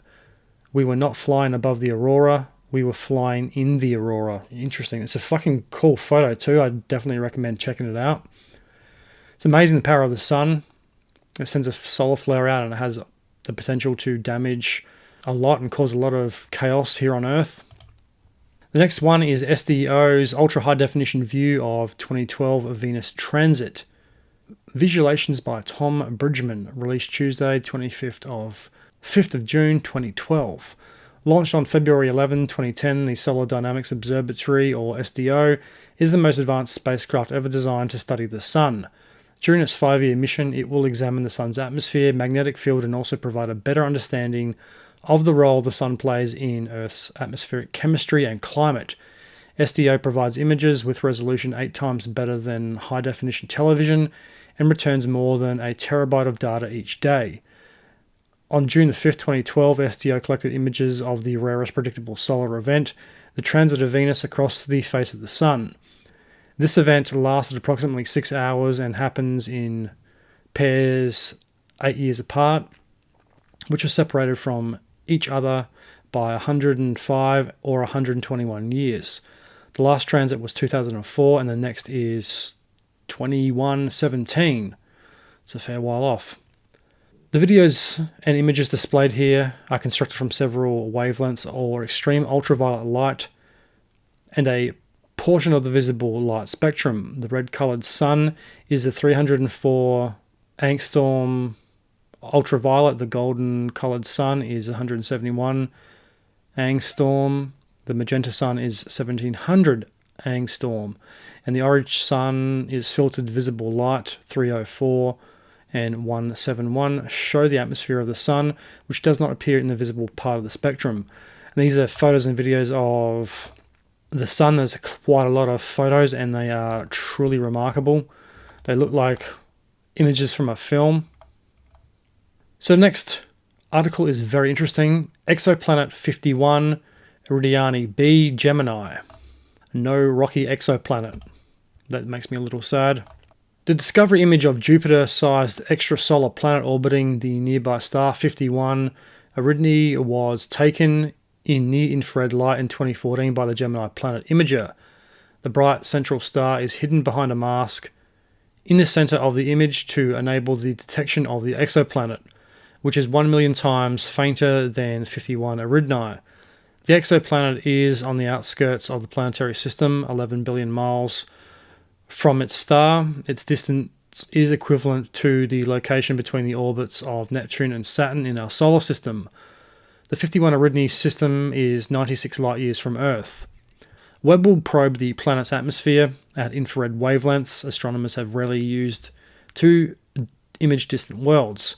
Webb will also hunt for other distant worlds, probably down to Saturn size, on the outskirts of planetary systems that cannot be detected with ground-based telescopes. Interesting. I like to think that there is a rocky-like creature out there, a nice alien that just wants to help. Definitely check out these photos as well. And this is probably where a lot of the research for the book has come from too. Obviously, Eridani is a real exoplanets, or it's a name of planets. I really got to get back into astronomy. I used to be really into it about 15, 20 years ago, and I haven't really got back into it since. I've always had a fascination with stars and space, but I haven't really been keeping up with new discoveries or anything like that. So maybe this gives me an opportunity to do that. So is Tau Ceti a real planet? Tau Ceti has long been a popular setting in science fiction as one of the nearest Sun-like stars, featured in works by Isaac Asimov, Arthur C. Clarke, Frank Herbert, Robert Heinlein, Ursula K. Lingen, and Kim Stanley Robinson. The Tau Ceti system even serves as a setting for 1968 Jane Fonda film Barbarella. In Project Hail Mary, it's the origin of an apocalyptic plague, source of the Earth-saving solution, and perhaps even the ancestral home of one or more characters. Tau Ceti, nicknamed Adrian in Project Hail Mary. This exoplanet was one of 4 confirmed in 2017 to be orbiting Tau Ceti, but further scrutiny of the system has thrown all 4 into question, and they now have been flagged as, quote, controversial. Let's just say it's real. Let's not ruin the mystique and the fantasy of it. Let's just class it as a real star. This website is actually pretty interesting. There's a lot of interactive things you can do. So Tau Ceti, what else is in there? Tau Ceti G, Tau Ceti H, not very original names. Tau Ceti E, Tau Ceti F. Interesting. So what about 40 Eridani A? Another popular star in science fiction, 40 Eridani A, is home to the planet Vulcan in Star Trek. Interesting. I should have known that. And a life-supporting planet in June. Interesting. I also should have known that. The star is actually part of a 3-star system with 40 Eridani B and C. It's also called keyed from the Arabic word for eggshell, or HD 26965. 40 Eridani A, B.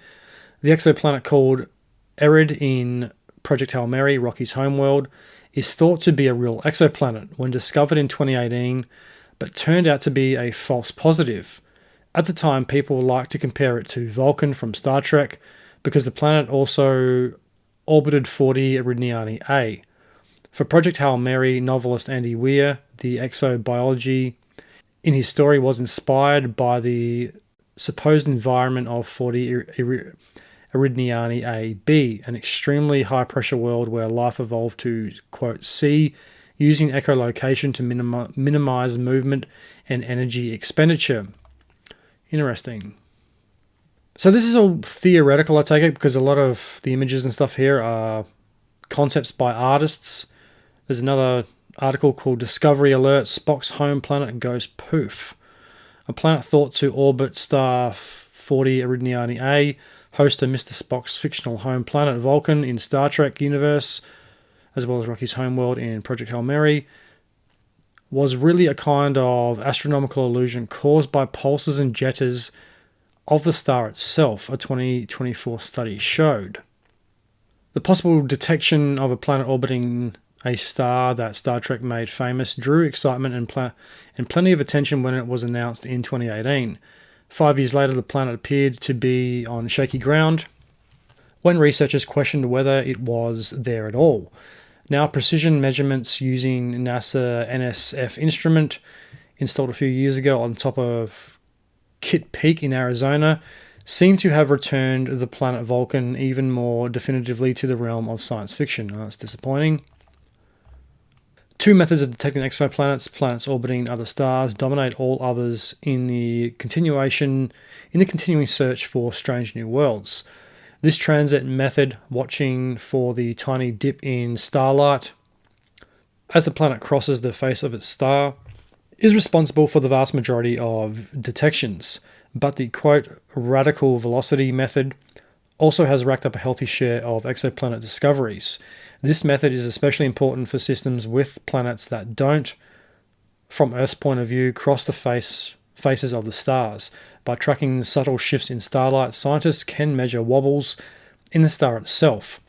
As the gravity of ongoing orbiting planet tugs it one way, then another. For the very large planets, the radical velocity signal mostly leads to unambiguous planet detections, but no so large planets can be problematic. Even the scientists who made the original possible detection of planet HD 26965 almost immediately compared it to the fictional Vulcan, cautioned that it could turn out to be messy, stellar jitters masquerading as a planet. They reported evidence of a, quote, super-Earth, larger than Earth, smaller than Neptune, in a 42-day orbit around the Sun. Like star about 16 light years away, the new analysis using high-precision radial velocity measurements, not yet available in 2018, confirms that caution about the possible discovery was justified. The bad news for Star Trek fans comes from an instrument known as NEAD, a recent addition to the complex of telescopes at Kitt Peak National Observatory. NEAD, like other radical velocity instruments, relies on the, quote, Doppler effect, shifts in the light spectrum of a star that reveal its wobbling motions. In this case, pausing out of the supposed planet signal at various wavelengths of light emitted from different levels of the sun's outer shell or photosphere revealed significant differences between individual wavelength measurements, their Doppler shifts, and the total signal when they were all combined. That means, in all likelihood, the planet's signal is really the flickering of something on the star's surface that coincides with the 42-day rotation. Perhaps the rolling of hotter or cooler layers beneath the star's surface, called convection, combined with stellar surface features such as spots and, quote, plagues. which are bright active regions. Both can alter a star's radical velocity signals. While the new finding, at least for now, robs the star 40 Eridani A of its possible planet Vulcan, the news isn't all bad. This demonstration of such finely tuned radial velocity measurements holds out the promise of making sharper observational distinctions between actual planets and the shakes and rattles on the surface of distant stars. Even the destruction of Vulcan has been anticipated in the Star Trek universe. Vulcan was first identified as Spock's home planet in the original 1960s TV series, but in the 2009 film Star Trek, a Romulan villain named Nero employs an artificial black hole to blow up Spock's homeworld out of existence. Science fiction is definitely more fun than science. Interesting, I'm going to have to look into that group of stars. If it's been mentioned by all those science fiction authors for so long, it makes you think that something has to be there, but how did they know about that at the time they wrote books? How did they know that at the time that they wrote their books? Because a lot of those books are from like the 60s and 70s. And it was saying that one of the planets was exoplanets, whatever you want to call it. It wasn't discovered until 2018, and now it is not classed as an exoplanet, or it was a false positive or something like that. It's very interesting, but it's also very confusing. Planet, exoplanet. So just to close this out, I found another article that might help shed some light on the science of Project Hail Mary. I found an article on theconversation.com titled Project Hail Mary is packed with hard science. An astrophysicist breaks it down. Published March 19, 2026 by Sarah Webb, Course Director for the Center of Astrophysics and Supercomputing, Swinburne University of Technology. As an astrophysicist, my world revolves around the wonders of space and the mysteries of the universe. This means I can be a tough critic of sci-fi books and films that explore these topics. But when I walked out of a recent preview screening of the film adaptation of Andy Weir's 2021 science fiction novel, Project Hail Mary, I had tears of joy in my eyes. Yeah, I had tears in my eyes as well, but they were from being emotionally traumatized. The filmmakers had done justice not just to the original story, but also to the science at the heart of it. I thought that was an older story too. I didn't realize it only came out in 2021. The story revolves around Raylan Grace, played by Gosling, who awakes from a coma with no memory and no idea why he's on a spaceship 11.9 light years from Earth. As his memories slowly start to return, the truth becomes clear: the sun is dying, and he is our only saving grace. So here are the science facts as well as the science fiction of the film. A dying sun. In Project Hail Mary, the sun is dying due to an alien organism that has spread around our part of the Milky Way. Firstly, could an organism spread from one solar system to another? According to some scientists, yes. It's a theory called panspermia. That is scary. We have no hard evidence to prove it right now, but the theory isn't completely wild. We know material from solar systems can be transported great distances. We ourselves have witnessed at least 3 interstellar visitors enter and fly through our solar system. Interesting, I'll have to do a deep dive into that on a future episode. If life forms could survive the harshness of space and live on such rocky bodies, it's possible this is how life could spread. But that life would likely be basic organisms. As for the organism at the center of the film, Astrophage, its mechanics and behavior sit rightly in the wonderful world of sci-fi.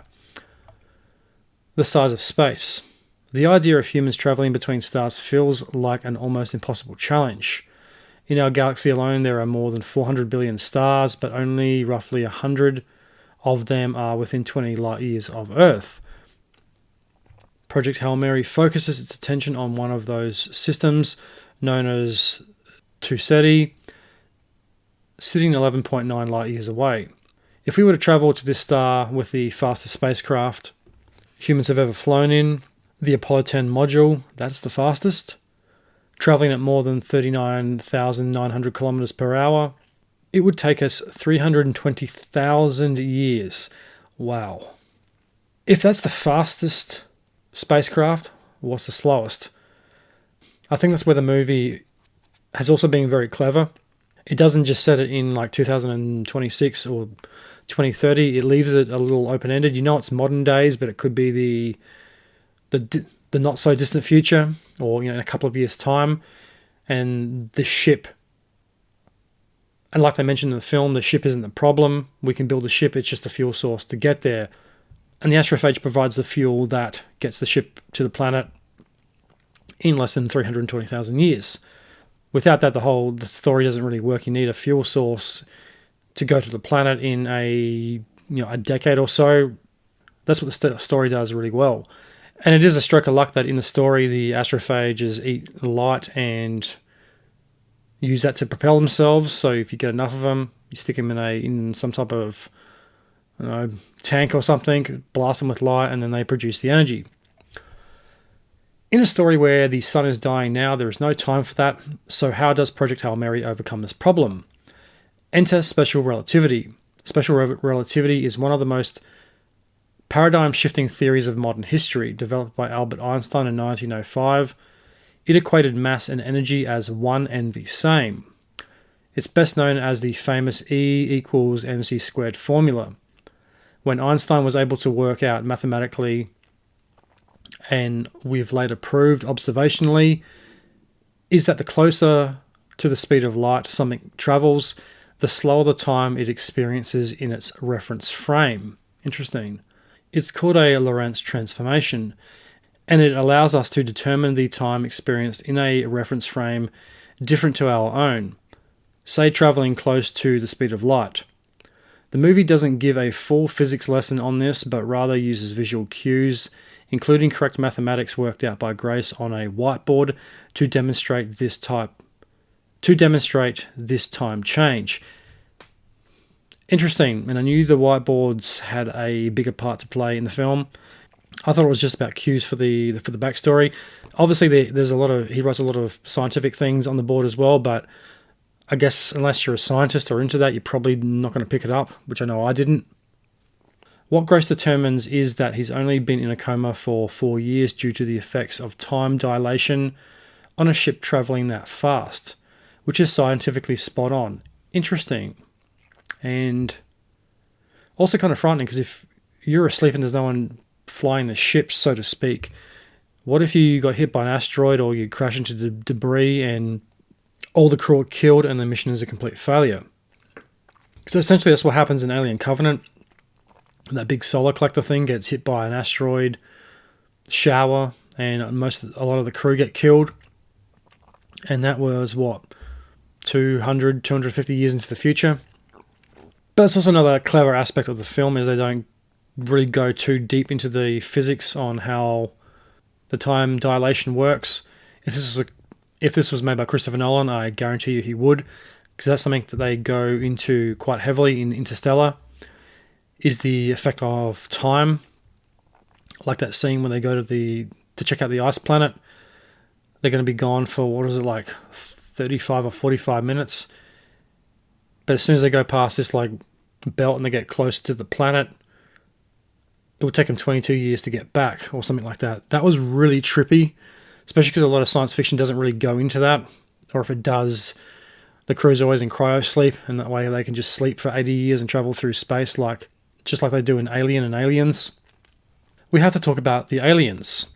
While on the mission to save our world, Grace meets another being trying to do the same thing, Rocky. We, as astronomers, at least, do believe aliens exist somewhere in the universe. Good, we're in agreement. This belief isn't based on crop circles or UFOs. It's based on statistical chances. In the Milky Way alone, we estimate there are at least 100 billion planets. Fucking hell. So when you think about that, 100 billion planets is a fucking lot. That's 100 billion chances. Even if that number is cut in half to 50 billion, that's still 50 billion chances that there is some type of extraterrestrial life form out there somewhere in the universe. Now, whether that be an advanced extraterrestrial life form like human beings, or the predator, or whatever it happens to be, or if that's just basic life forms like bacteria or something like that, that's still 50 billion chances. The chances are higher than they are not. A lot of our confidence relates to the essential building blocks of life as we know it. All life on Earth is carbon-based, But if we break down our existence even more, we find one thing: amino acids. These organic compounds are the foundation of our DNA. What's most exciting is that we've identified these in space. Samples from asteroids and fallen meteorites have confirmed many of the amino acids needed for life on Earth also exist on other objects in our solar system. Interesting.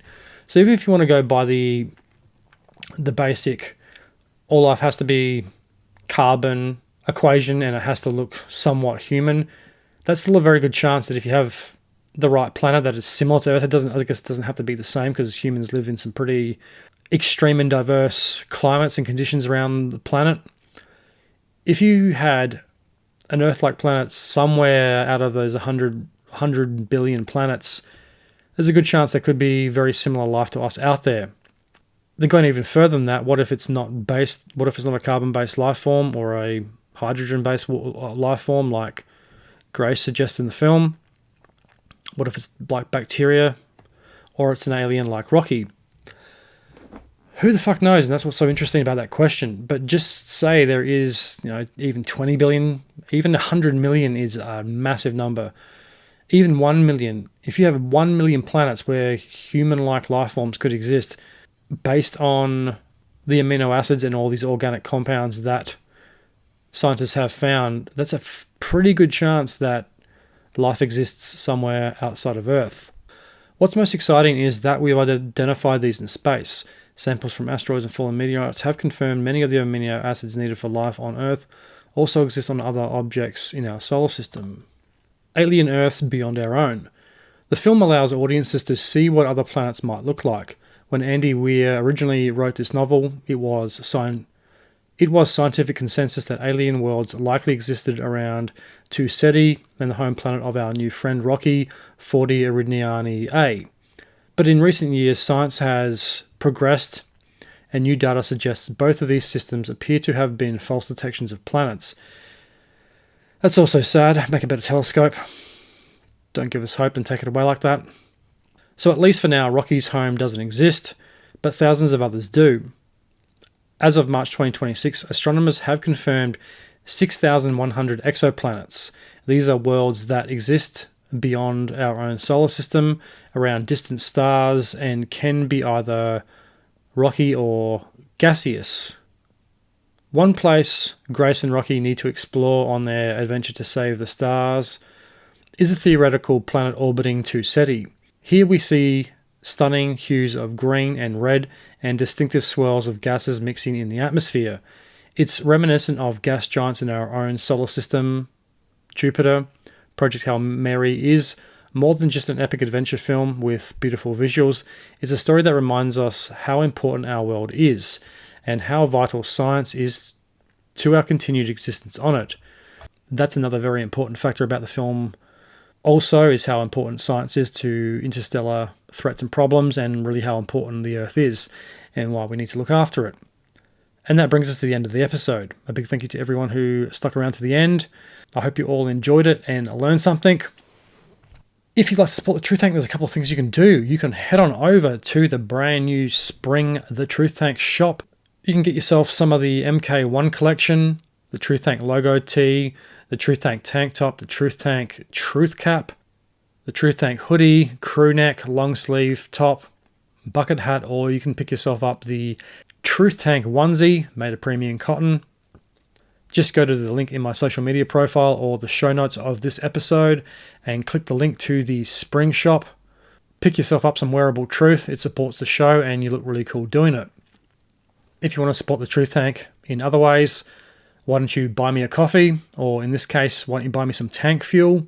Hit the link in the show notes or my social media bios. You can make a one-off donation or a monthly donation. Every donation and item sold helps fuel the tank and keeps the show going. You can download and listen to your favorite episodes of The Truth Tank on Apple Podcasts, Spotify, YouTube, Podbean, Castbox, Audible, Amazon Music, Pandora, iHeartRadio, or wherever else you get your podcasts from. Tell your friends, tell your family, tell anyone you think might like the show. Help spread it around and get the Truth Tank out there. If you're enjoying the show, please leave a 5-star rating and review. Every review helps the show grow and get found. and I'll be back in the next week or two with a brand new episode. But until then, I'm the Tank. This is the truth. Truth to tell.